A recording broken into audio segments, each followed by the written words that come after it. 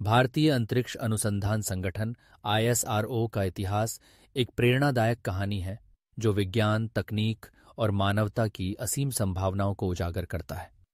1962 में भारतीय राष्ट्रीय अंतरिक्ष अनुसंधान समिति INCOSPAR की स्थापना के साथ शुरू हुआ यह सफर 1959 में डॉडोस्ट विक्रम साराभाई की अगुवाई में ISRO की स्थापना के साथ एक नई दिशा में बढ़ा। डॉडो साराभाई ने इस संगठन का सपना देखा था जिसमें भारत को अंतरिक्ष महाशक्ति बनाने की क्षमता थी। उन्होंने यह सुनिश्चित किया कि भारत का अंतरिक्ष कार्यक्रम न केवल तकनीकी विकास के लिए हो बल्कि समाज के विकास में भी योगदान दे। ISRO ने 1975 में अपने पहले उपग्रह आर्यभट्ट को लॉन्च किया जो एक महत्वपूर्ण मील का पत्थर था।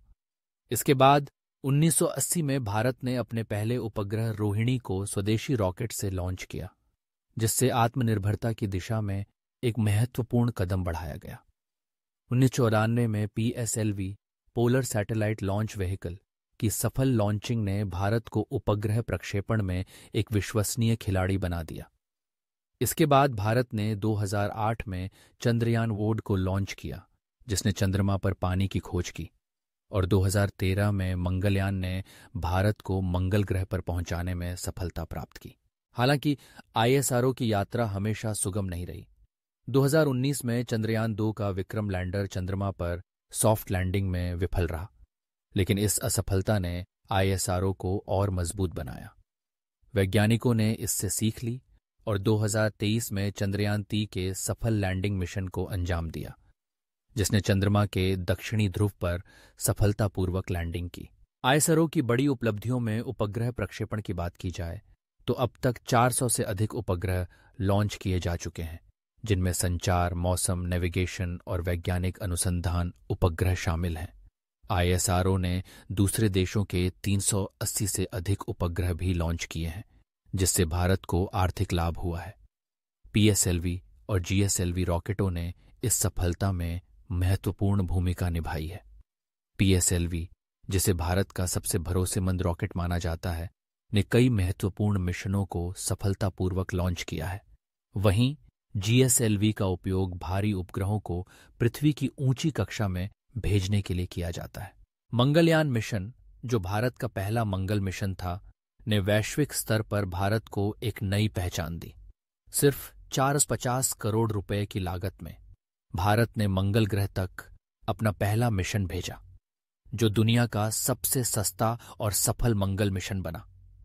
यह न केवल तकनीकी उपलब्धि थी बल्कि भारत को एशिया का पहला देश बनाने का गौरव भी प्रदान किया। चंद्रयान-1 की सफलता ने चंद्रमा पर पानी की खोज की, जो एक महत्वपूर्ण वैज्ञानिक उपलब्धि थी। इसके बाद चंद्रयान-3 ने भारत को चंद्रमा के दक्षिणी ध्रुव पर सॉफ्ट लैंडिंग करने वाला पहला देश बना दिया। 22 जुलाई 2023 को लॉन्च किया गया चंद्रयान-3 ने 23 अगस्त 2023 को चंद्रमा पर सफलतापूर्वक लैंडिंग की। इस मिशन में विक्रम लैंडर और प्रज्ञान रोवर शामिल थे, जिन्होंने चंद्रमा की सतह का अध्ययन किया और महत्वपूर्ण डेटा एकत्र किया। ISRO ने अपनी असफलताओं से भी सीख ली है। SLV-3 का पहला प्रक्षेपण विफल होने के बाद डॉ APJ अब्दुल कलाम और उनकी टीम ने सुधार किए और अगले प्रयास में सफलता प्राप्त की। चंद्रयान-2 के विक्रम लैंडर की आंशिक असफलता के बाद भी ऑर्बिटर ने अपनी कार्यक्षमता को बनाए रखा और चंद्रमा का अध्ययन जारी रखा। GSLV के शुरुआती परीक्षणों में असफलता के बावजूद वैज्ञानिकों ने सुधार किए और GSLV की सफलता दर को बढ़ाया। चंद्रयान-3 की लैंडिंग एक ऐतिहासिक क्षण था, जिसने न केवल भारत की अंतरिक्ष क्षमताओं को बढ़ाया बल्कि पूरे विश्व में एक नई मिसाल कायम की। यह मिशन भारत के वैज्ञानिकों की मेहनत, समर्पण और नवाचार का प्रतीक है। लैंडिंग से पहले विक्रम लैंडर ने अपने सेंसर और कैमरों की मदद से सही लैंडिंग पॉइंट खोजा और धीरे धीरे गति कम करते हुए सफलतापूर्वक चंद्रमा की सतह पर उतरा। इसके बाद प्रज्ञान रोवर बाहर आया और चंद्रमा की सतह पर चलकर महत्वपूर्ण डेटा एकत्र किया।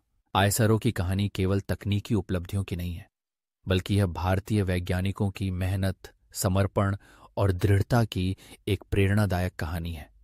यह भारत की आत्मनिर्भरता और वैश्विक स्तर पर उसकी पहचान को भी दर्शाती है। आईएसआरओ ने न केवल भारत को अंतरिक्ष महाशक्ति बनाया है, बल्कि उसने संपूर्ण मानवता के लिए नए रास्ते भी खोले हैं।